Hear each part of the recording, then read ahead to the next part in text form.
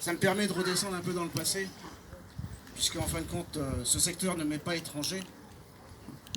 Il y avait mes grands-parents qui habitaient juste au-dessus. Et je me souviens de cet espace où quand on descendait, il y avait Francis Arnoux avec sa treille, la famille Plot, les cabanes du pêcheur. J'ai vu qu'il y avait Claude qui est là aussi. Et Claude était très souvent sur ce secteur, puisqu'il habitait dans le fond. Et le dimanche, c'était les parties de pétanque entre familles. Donc sincèrement, aujourd'hui, c'est avec beaucoup d'émotion que je suis à vos côtés pour inaugurer ce square Jacques Arnoux. Je vais donc laisser la parole à ces enfants. Vous avez certainement des choses à nous dire. Et après, en fonction des prises de parole, peut-être que le musée dira quelque chose aussi. Et je conclurai. Merci.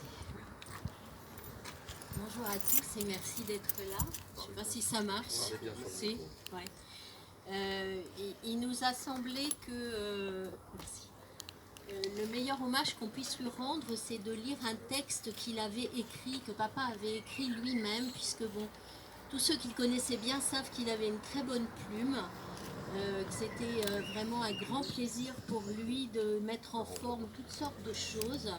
Et ce texte que je vais vous lire, donc c'est lui qui l'a écrit l'année dernière, je pense, et qui est de circonstance puisque ça parle de la source.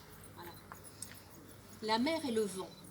Cette matinée de 1er janvier, le temps était comme par magie printanier. Un calme précaire sans doute régnait. À l'horizon proche, spectatrice de tant de drames de la mer, l'île Madame, étonnée par ce répit hors de saison, s'accrochait au rocher des pales pour parer à tout virement de bord. Puis vint l'heure du flot. Le soleil inondait la mer, ourlait la crête diaphane des vagues de houle qui avaient franchi le pertuis d'Antioche, indice de gros temps sur l'océan et prémisse d'une tempête annoncée. Et bientôt l'atmosphère s'alourdit.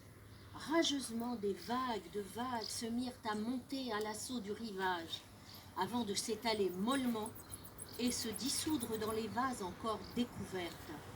À la source du paradis, ce petit lait de mer plein sud, toujours en première ligne quand l'amiral Tempête décide de monter à l'abordage par vent de suroît les cabanes de pêcheurs, ancrées là depuis des lunes et des lunes, se préparaient à subir un nouvel assaut qui, un jour, sans doute, les emporterait. Mouettes et goélands avaient déjà fui le rivage pour des lieux plus hospitaliers. Une obscurité précoce s'installa, et avec la nuit vint la tempête. À son tour, le vent de suroît se lança à l'assaut du rivage, et de rafale en rafale, de plus en plus rapproché, il bousculait avec obstination et méthode tout obstacle qui s'opposait à son déferlement rageur. Rien ne résistait à sa hargne. Tout alentour n'était que gémissement lugubre et grincement sinistre. À la source, l'angoisse d'avoir à fuir en abandonnant tout dominait une fois de plus. La mer déchaînée allait-elle rompre le mur de défense, dernier obstacle dressé sur son chemin, avant d'envahir les modestes et frêles cabanes de pêcheurs?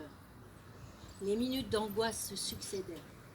Soudain, le vent, abandonnant son allié la mer, remonta à l'ouest, puis au nord-ouest.